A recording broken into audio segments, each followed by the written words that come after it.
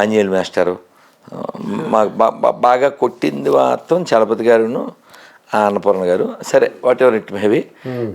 అయితే అప్పుడు ఒక పాట పాడేవాళ్ళం, ఏంటంటే అనగనగా ఒక రాజు, కొడుకులతో పాటు రాజు కుక్కను పెంచి ప్రేమయ్యనే బాలు బోసి పెంపు చేసెను.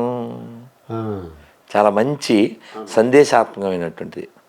అయితే పిల్లలకి మొన్న నేను ఎక్కడో అడిగాను, ఒక శ్లోకం చెప్పు అని. 10th డిగ్రీకి వస్తే కూడా శ్లోకాలు రావట్లే, తర్వాత మాత్రం శ్లోకాలు వచ్చేస్తున్నాయి. ఏడుపులు. ఎందుకు చెప్పనా, బాగా చదవడం మాత్రమే జీవితంలో ఎయిమ్గా పెట్టుకుంటున్నారు, కానీ బాగా సంస్కారం పొందడం కదా ఏం కావాలి. సంస్కారం ఉండాలి. సంస్కారంతో సోపు వాడాలడు, సోపు వాడుతున్నాడు కానీ సంస్కారం రావట్లేదండి. అందుకనే మనకి పిల్లలు ఎలా ఉంటే సంస్కారవంతులు అంటే, రాముణ్ణి చాలామంది ఏవేవో సలహాలు ఇచ్చారు. అడవికి వెళ్ళిపోయాక, వాళ్ళ నాన్నగారు చనిపోయాక వెనక్కి వచ్చి అని చెప్తే రాముడు అన్నాడు, తల్లిదండ్రుల మాట పాటించడం నా ధర్మం, ఆ ధర్మం నుంచి నన్ను వెనక్కి లాక్కండి అన్నాడు. 14 సంవత్సరాలు ఉండాలి కదా. అది వీళ్ళందరి కోరిక ఏంటి, రాముడు పరిపాలిస్తే బాగుంటుందని. వాళ్ళందరూ అనౌన్స్మెంట్ అయిపోయింది కదా సార్. అనౌన్స్మెంట్ ఇవాళ అయింది, దేవుడు రేపే పట్టాభిషేకం సార్. ఇది మొత్తం మఠానికి వెళ్ళిపోయింది కదా సార్ పట్టాభిషేకం లేకుండా. ఎంత లక్షల మందికి అప్సెట్ అయిపోయారు. ఆయన చనిపోయాడు, ఇంకా వీళ్ళు రాముని వెనక్కి తెచ్చుకుంటే కాస్త ఉపశాంతి, మనశ్శాంతి, వాళ్ళ ప్రేమ. ఏదో 2 3 10 మందో రాలే, లక్షలాది మంది వచ్చారు. మంత్రులు, జనం, తల్లులు అందరూ వచ్చేసారు. వెనక్కి రమ్మని రాముడు ఏం చెప్పాడు, జాపాలి అని ఒక మహర్షి ఉన్నారు. ఆ మహర్షి ఏమిటి ఇంకా పితృవాక్య పరిపాలన అదీను, మీ నాన్నగారు చచ్చిపోయారు కదా, ఇంకా మాటాలేదు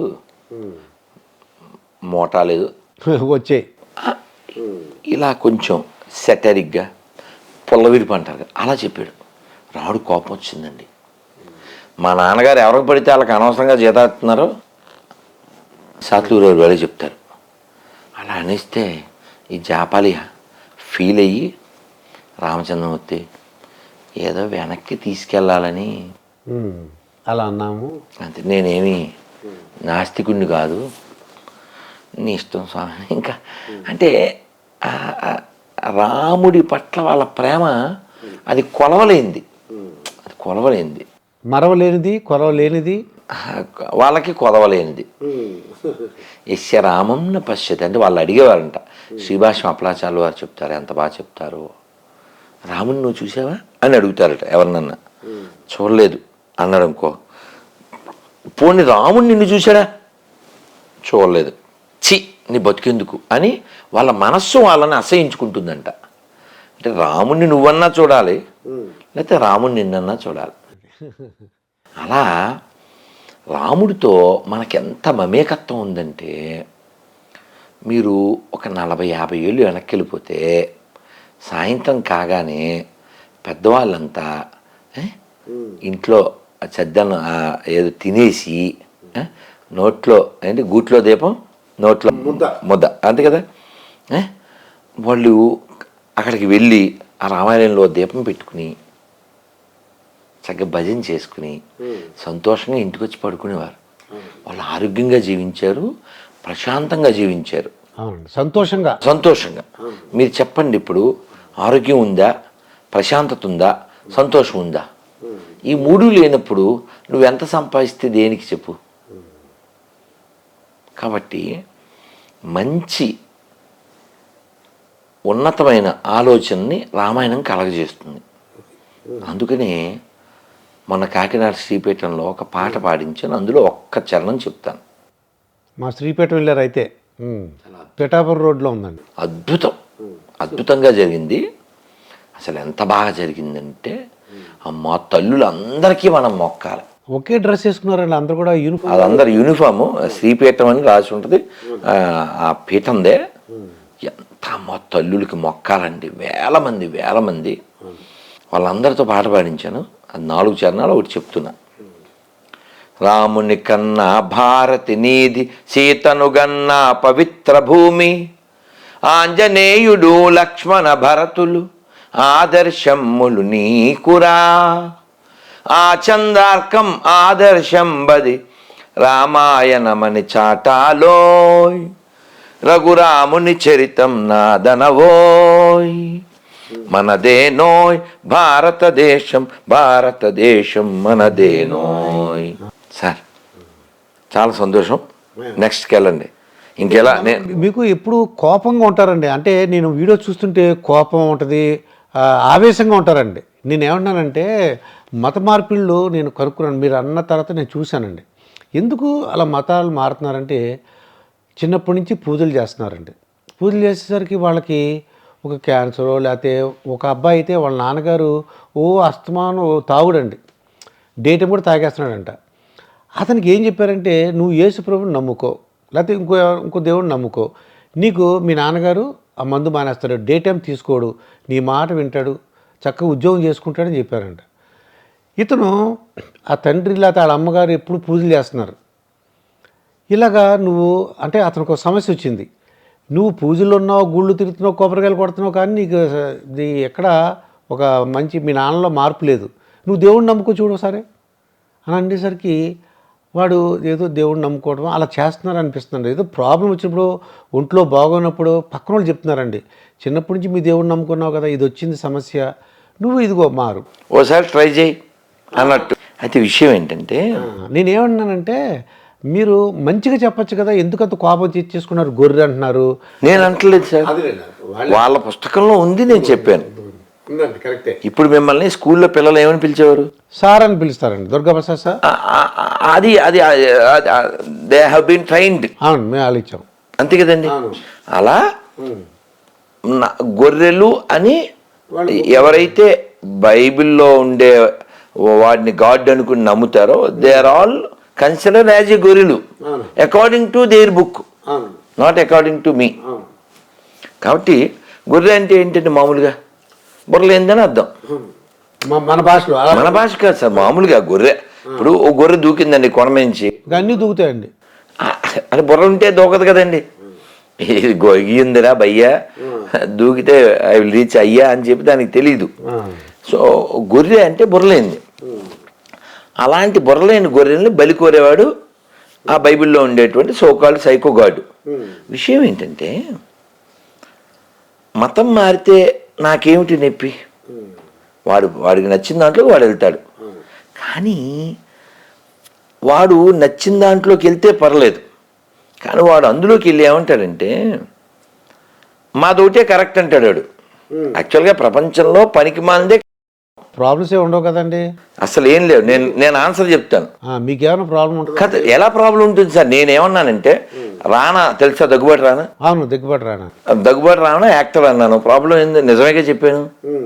అలాగే బ్రహ్మానందం కూడా యాక్టర్ అన్నాను, తప్పేం లేదుగా. కానీ మీరేమంటారంటే ఇద్దరు ఒకే సైజ్ అన్నారు, ప్రాబ్లమే కదా సార్.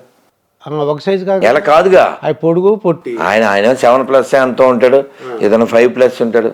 బోత్ ఆర్ యాక్టర్స్, మేము ఒప్పుకుంటాం. But both are not same size, ఒప్పుకోం. అది ఒప్పుకో అంతే.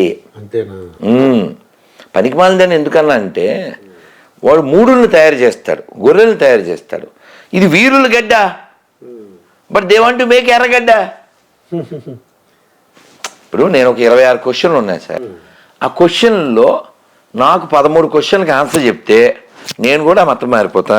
నాతో పాటు దుర్గాప్రసాద్ గారిని, సీనుని, పూర్ణ అందరిని మతం మార్చేస్తాం. ఇప్పుడు వాళ్ళు ఎవరైతే క్రైస్తవులని చెప్పుకుంటున్నారో వాళ్ళది చెప్పుకోవడం అనే దాన్ని మనం వ్యతిరేకించాం. కానీ వాళ్ళు ఏమంటారంటే మా నాన్నగారు గొప్పవారు అని నేను మీతో 1 అవర్ చెప్పాను అనుకోండి, ఏంటో ఇంకే నాన్న ఒక్కడి గురించి చెప్తున్నాడు, ఇంకే ఇంటర్వ్యూ ఏం చేస్తాం, బోల్డెన్ టాపిక్లు రాసుకుందాం, ఏమో అడగడం ఇవ్వకుండా చేస్తున్నాడు అనుకుంటారు. మీరు కొంచెం చిరాకు వస్తుంది, కానీ ఏమనరు. కానీ నేను మా నాన్నగారి గురించి మాట్లాడుతూ మీ నాన్న వేస్ట్ అన్న అనుకోండి, అప్పుడు మీకు బీపీ వస్తుంది. ఎక్కడ ప్రాబ్లం మీకు వచ్చిన నాకు కాదు ఎవరికి హెడ్ ఉందో అటువంటి ప్రతి హిందూకి వస్తుంది. అది అబద్ధాన్ని నేను వ్యతిరేకిస్తా. ఏమిటి అబద్ధం? మాది ఒకటే కరెక్ట్ అనడం అబద్ధం. అంటే బైబిల్లో అలా రాసి ఉందని అంటున్నారండి వాళ్ళు. అందుకే బైబిల్ పనికి మాలింది. ఏమన్నాను మళ్ళీ నేను? అమ్మో అలా అంటున్నారా? నేను నిరూపిస్తా అన్నాం. మీకేం చెప్పాను? బ్రహ్మానందం గారు సినిమా యాక్టరు, రానాతో పోలిస్తే పొట్టానే కదా. పొట్టానే కదా. ఆయన హైటు ఈయన హైటు వేరు కదా. అవును. మీరేం ఒప్పుకోవట్లే. ఇద్దరిని ఓ చోట చూపిస్తాను, మీకు తెలిసిపోద్ది కదా. అలా అంటే మీకు ఎక్కడ కోపం వస్తుందంటే అబద్ధం. ఏంటి అబద్ధం? రుజువులు లేని మాటలు మాట్లాడడం. ఫర్ ఎగ్జాంపుల్ మన కలవరి సతీష్ ఉన్నాడా? ఇక్కడ ఆయిల్ అమ్ముతాడు కదా సార్, ఆయిల్ కచ్చీఫ్లు చాలా కలవర లక్షలాది మంది వెళ్తారటండి. అన్ని ఆయిల్ కచ్చీఫ్ అమ్ముతాడు కదా. దేనికి? ఆయిల్ పట్టుకెళ్తే ఆ కచ్చీఫ్ని ఎత్తినేసుకుంటే ఏదో తగ్గిపోతా అంటారు కదా. అది పాయింట్ 1. అంటే మీకు శాంపిల్ మీకు అర్థం కావడం కోసం చెప్తున్నాను. మియాపూర్లో ఉన్నట్టుందండి కలవర. ఓకే. ప్రవీణ్ అని ఒక అతను అన్నాడు, షారోన్ అని వాళ్ళ ఆవిడ, వాళ్ళిద్దరు బెల్లంపల్లి. అతను కామెడీలో టాప్ మోస్ట్ అనమాట. అతను ఎవరికో క్యాన్సర్ గెడ్డ ఉంది. వీడు టీవీలో చెప్తూ ఆవిడికి టచ్ గెడ్డ పగిలిపోను అంటాడు. వీడేదో శరబా ఏదో అనేస్తే ఆవిడికి వీడు ప్రేయర్ చేస్తే గెడ్డ పగిలిపోతుందంట. వాళ్ళ ఆవిడ ఇంకా కామెడీ. ఆ వీడియోలు మీరు చూడొచ్చు. అతను అంత పొడుగు ఉంటాడు. అతను ఎక్కడి నుంచో వచ్చాడు. మేడం నేను 2 అంతస్తులు మేడ నుంచి పడిపోయాను, ఎముకలు ఫట్మని ఇరిగిపోయినాయి, ఇక్కడ రాత్రి వచ్చి ప్రేయర్ చేయించుకున్న తర్వాత అవన్నీ అతుక్కుపోయినాయి బై ద గ్రేస్ ఆఫ్ అని చెప్తాడు. ఇప్పుడు అతను ఎముకలు ఫట్మని ఇరిగిపోయినాయి అని చెప్పినప్పుడు ఆ వీడియోలో ఎవరో దాన్ని దాన్ని ఎడిటింగ్ చేసి అరేహా అని పెట్టారనమాట. అరేహా అనేది దుబాయ్సీనా? దుబాయ్సీన్ చాలా పర్ఫెక్ట్గా పెట్టారు. ఇప్పుడు నా క్వశ్చన్ ఏమిటంటే, వీళ్ళు విరిగిపోయిన ఎముకల్ని ప్రేయర్తో అతికిచ్చేస్తారు కదా. అలాగే ఆయిల్ కచీఫ్ వాడి వీళ్ళు క్యాన్సర్ గెడ్లు అవి బాగు చేసేస్తారు కదా. ఈ 2 కాకి ఇంకా కామెడీ స్టార్ ఒకడు ఉన్నాడు. అతని పేరు శ్యామ్ కిషోర్, పుట్టోడు. అతను ఏలూరులో ఒక ముసలావిడికి వీడియో కాల్ చేశాడు. ఆవిడ పేరు అన్నమ్మ. మీరు ఆ వీడియో చూడాలి. అసలు అతని దెబ్బకి అసలు వెస్ట్ ఈస్ట్ 2 గోదావరి జిల్లాల్లో ఈఎన్టీ హాస్పిటల్ మూసేయాలి. ఎందుకంటే అతను వీడియో కాల్ చేసి ఏంటి ఆవిడ పేరు? అన్నమ్మ గారు. ఇక్కడ ఇంకొక అమ్మాయి ఉంది, ఈ బ్లాక్ షర్ట్ వేసుకున్న అమ్మాయి, వెళ్ళు అన్నమ్మ గారి వెనకాల నుంచి చెవులు మూసావా? అది ఏదో చదువుతాడు. ఆ శరబ అంటాడు. ఇప్పుడు చేతులు తీసేయి. ఇప్పుడు వినపడుతుందా అన్నమ్మ గారు? వినపడుతుంది. యాహూ వినపడిపోతుంది. 40 ఏళ్ళ నుంచి లేదు, ఇప్పుడు వినపడిపోతుంది. వీడియో కాల్లో చెవులు లేని వాళ్ళకి చెవులు వచ్చేసినాయి. వీడియో కాల్లో గెడ్డలు పగిలిపోయి క్యాన్సర్ బాగిపోయింది. వీళ్ళు ప్రార్థన చేస్తే ఎముకలు అతుక్కుపోయినాయి కదా. మరి ఇన్ని జరిగినప్పుడు ఈ పనికిమాల బైబిల్ చదివేటప్పుడు మీకు కళ్ళజోడు ఎందుకురా? కళ్ళజోడు లేకుండా పనికిమాల బైబిల్ చదవలేవు. ఎంతమంది బాగు చేసావు? ఆ కలవరాయిలు వేసుకోవచ్చుగా 2 సొక్కలు. అంటే కళ్ళు బాగా కనబడతాయని. ఇప్పుడు మీరు ఇంతమందికి చేసేస్తున్నారు కదా, ఇంతమంది బాగు చేస్తున్నారు కదా, మీకు పవర్ ఉంది, మీ దేవుడి పవర్ ఉంది అన్నప్పుడు అన్నయ్యకి కళ్ళజోడు ఉంటుంది, సతీష్ అన్నయ్యకి. మాకు తెనాల్లో జాన్ బాబు కళ్ళజోడు లేకపోతే నడవదు. మా విజయవాడ పాస్ట్ ఎమానియేలు, వాళ్ళ తమ్ముడు జాన్ వెస్లీ, వీళ్ళంతా కళ్ళజోడు బ్యాచే. పాపం పోపు తెలుసా?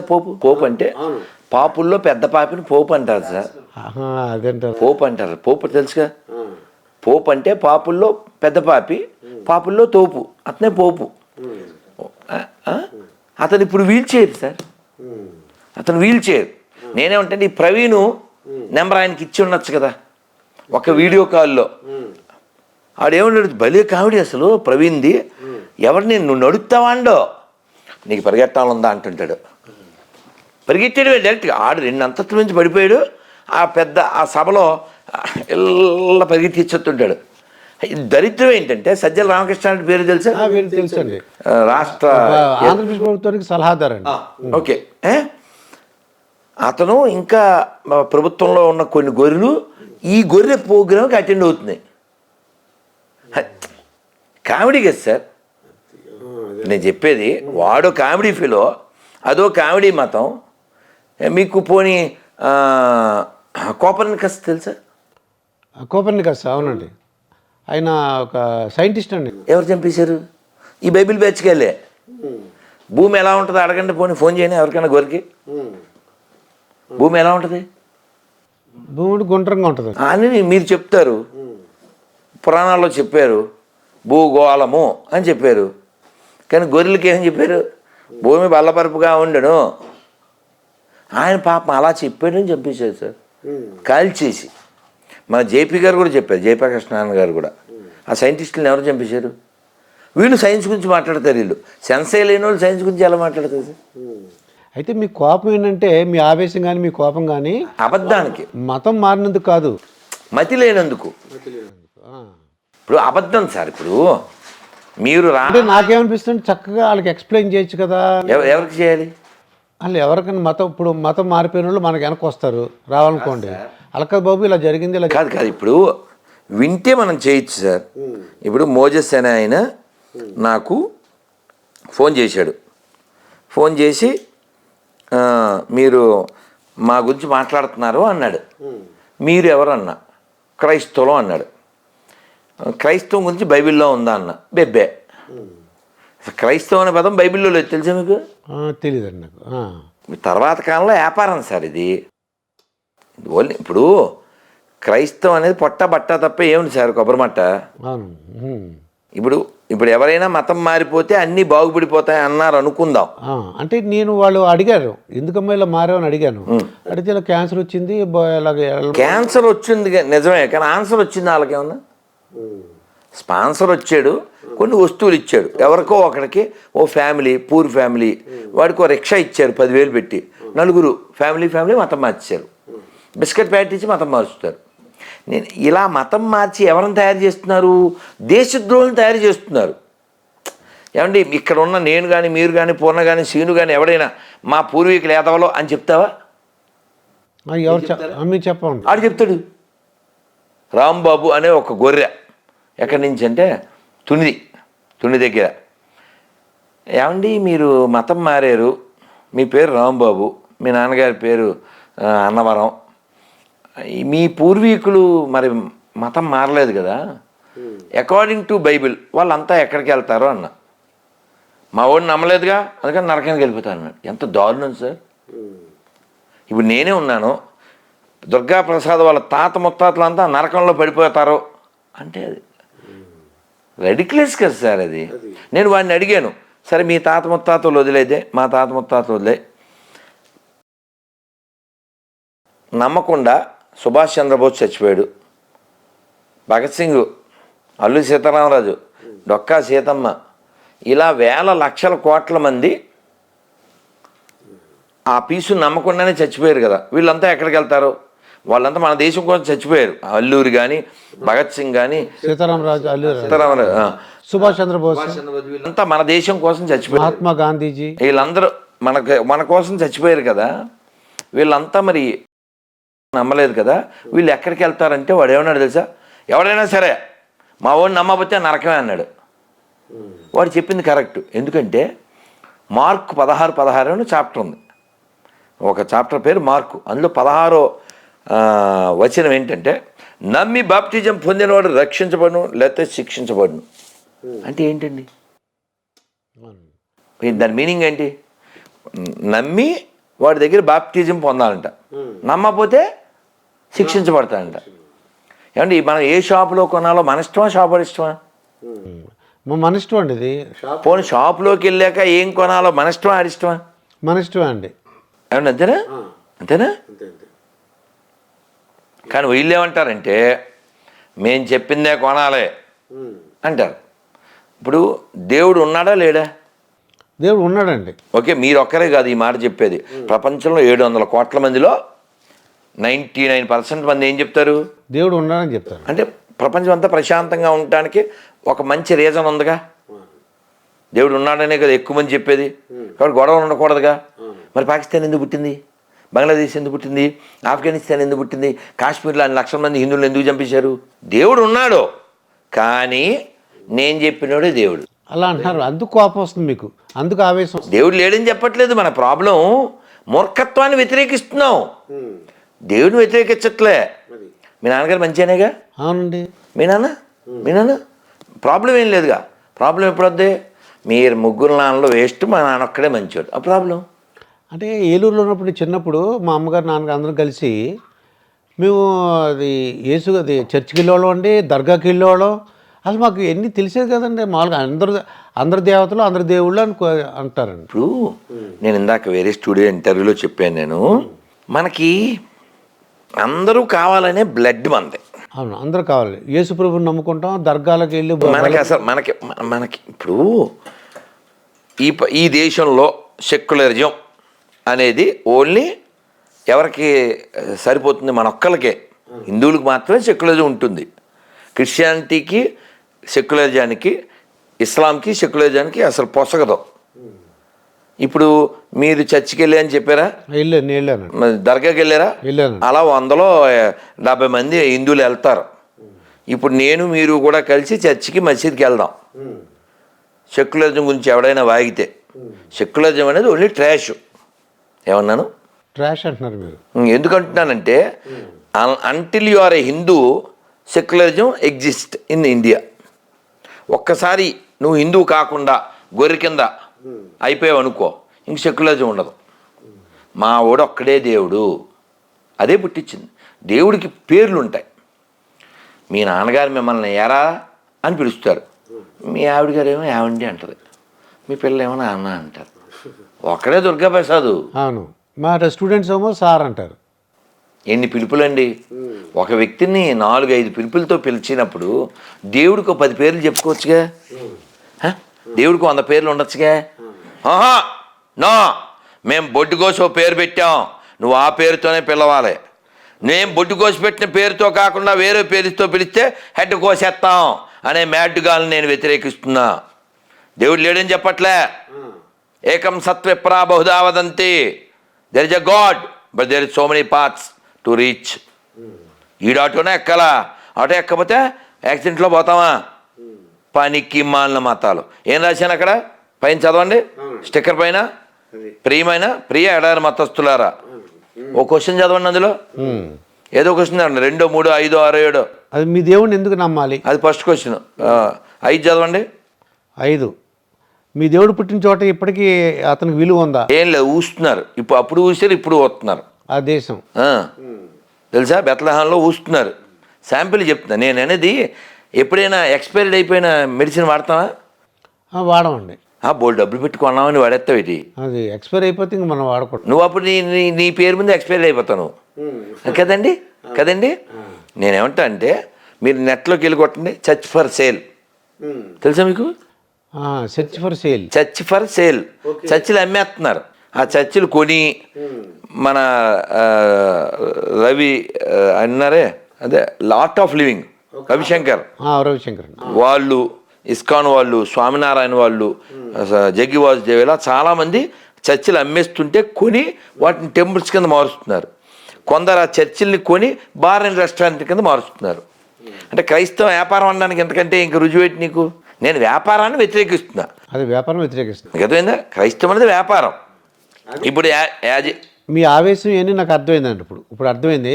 అంటే యేసు ప్రభువుని మీరు వ్యతిరేకించట్లేదు. లేను ఎలా వ్యతిరేకిస్తాను సార్? తప్పు కదా అది. సో మీ అన్నయ్య ఎక్కడ ఉంటాడు? మా అన్నయ్య అంటే మా ఊళ్ళోనే ఉంటాడు. మీకు అన్నయ్య ఉన్నాడు కాబట్టి. మీ అన్నయ్య ఎక్కడ ఉన్నాడు? వాడికి అన్నయ్య లేడు. వాళ్ళ అన్నయ్యకి పెళ్ళి అయిందా? మీ అన్నయ్యకి ఇక 2 క్వశ్చన్ అడగకూడదు, ఏదో క్వశ్చన్. వాడికి అన్నయ్య లేడని చెప్పాడుగా. ఇక వాళ్ళ అన్నయ్యకి ఏం చేస్తుంటే, వాళ్ళ అన్నయ్యకి కారు ఉందా, వాళ్ళ అన్నయ్యకి ఫ్లాట్ ఉందా అడగకూడదు. అలాగే లేనుండి మనం ఏంటి వ్యతిరేకిస్తాం సార్? యేసు అనేవాడు ఉన్నాడని నువ్వు నిరూపించు. డిసెంబర్ 25 కిస్మిస్ అది చేస్తారా? అవును, ఆ రోజు డేట్ లేదని ఎక్కడా లేదని చెప్తున్నారు మీరు. ఏప్రిల్ 7 కూడా కిస్మిస్ చేస్తారు, తెలుసా మీకు? తెలుసా? ఇథియోపియస్టులని ఉంటారు వాళ్ళు. ఏప్రిల్ 7వ తారీఖు కిస్మిస్.